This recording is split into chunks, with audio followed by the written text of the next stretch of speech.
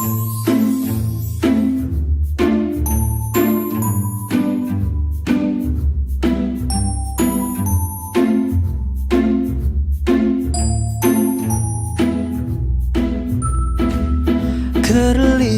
bintang menjauh di sana, sudah pastinya ku pikirkan dirimu.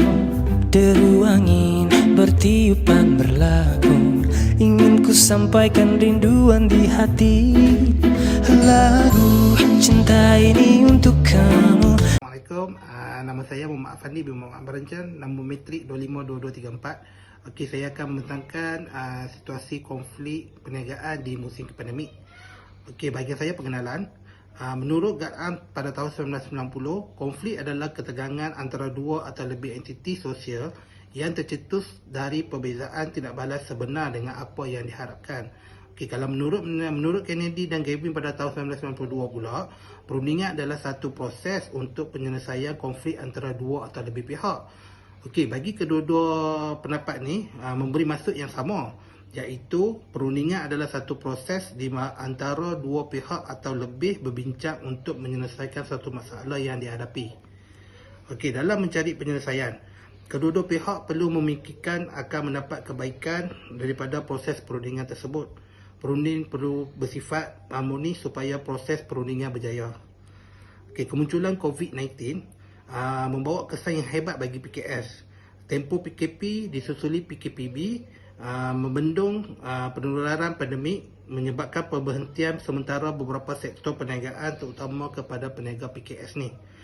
Okey, bagi pengusaha PKS, objektif perlu dicapai dalam tempoh hibernisasi dengan memberikan status perniagaan dapat dikekalkan walaupun operasi perniagaan terganggu.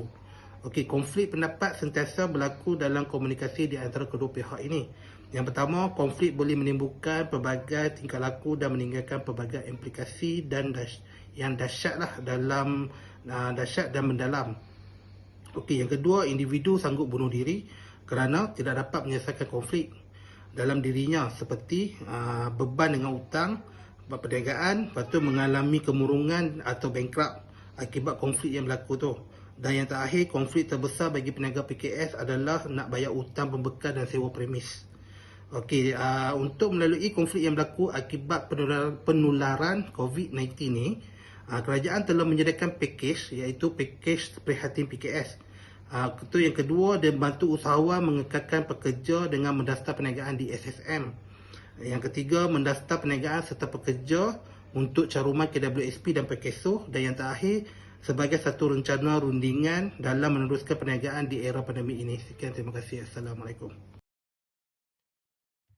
Hai, saya Frankie Anak Uli, 258225. Hari ini saya akan membentangkan berkaitan dengan latar belakang kes tentang konflik perniagaan di musim pandemik. Baik, latar belakang kes. Sepanjang pandemik COVID-19, ramai pengusaha PKS menghadapi masalah pendapatan bulanan akibat PKP yang menghadkan para pengusaha PKS menjalankan perniagaan kecuali perkhidmatan keperluan asas yang disenaraikan oleh kerajaan.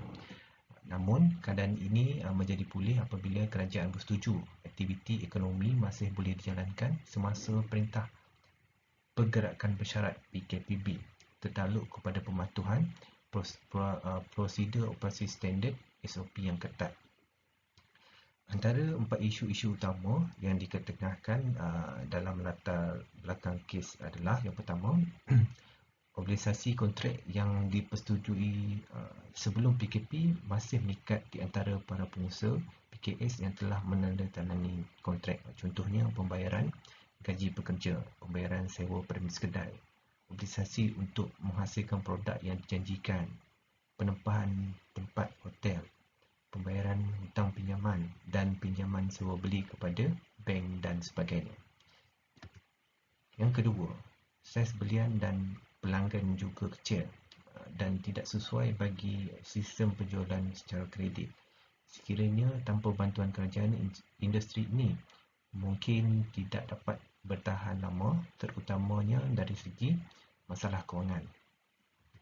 Manakala yang ketiga, kita seharusnya mempunyai satu undang-undang bertulis yang khas bagi menyelaras ke semua masalah ekonomi semasa pandemik.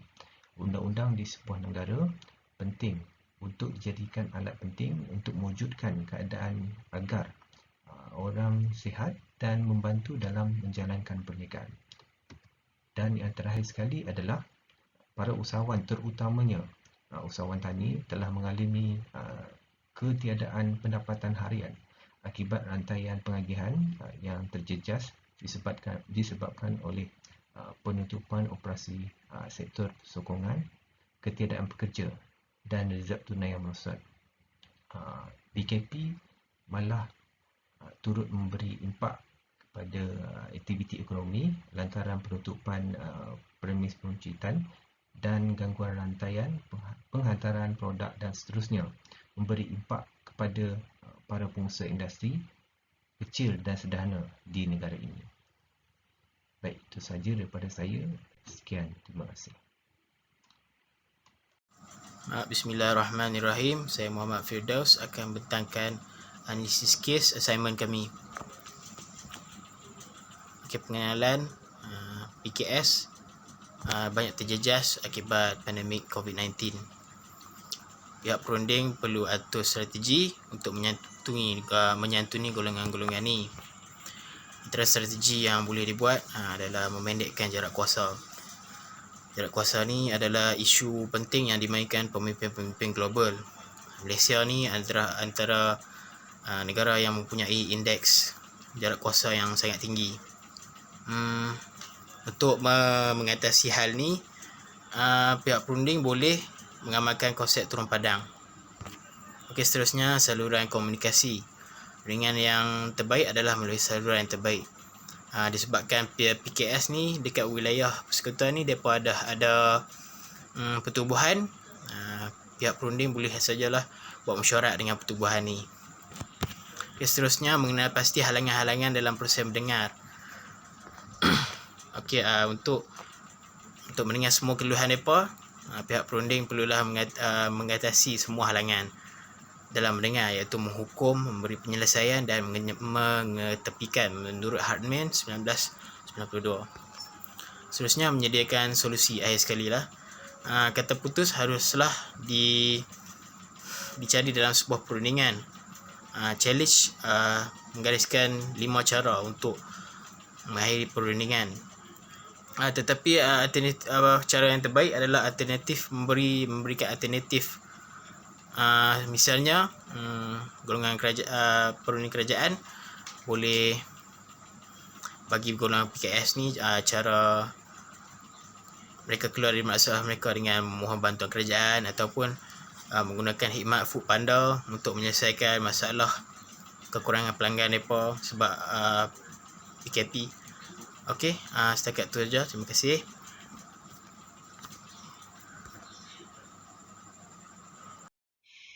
Nama saya Loken Chen. Nombor matrik saya 257375. Pada hari ini saya akan membincangkan konflik perniagaan di musim pandemik ini dan saya juga akan memberi beberapa cadangan. Terdapat beberapa jenis konflik perniagaan yang berlaku. Di antaranya adalah perniagaan dengan pelanggan. Konflik berlaku disebabkan SOP yang sering berubah sejak PKP 3.0 ini dan telah mengerilukan peniaga dan pelanggan.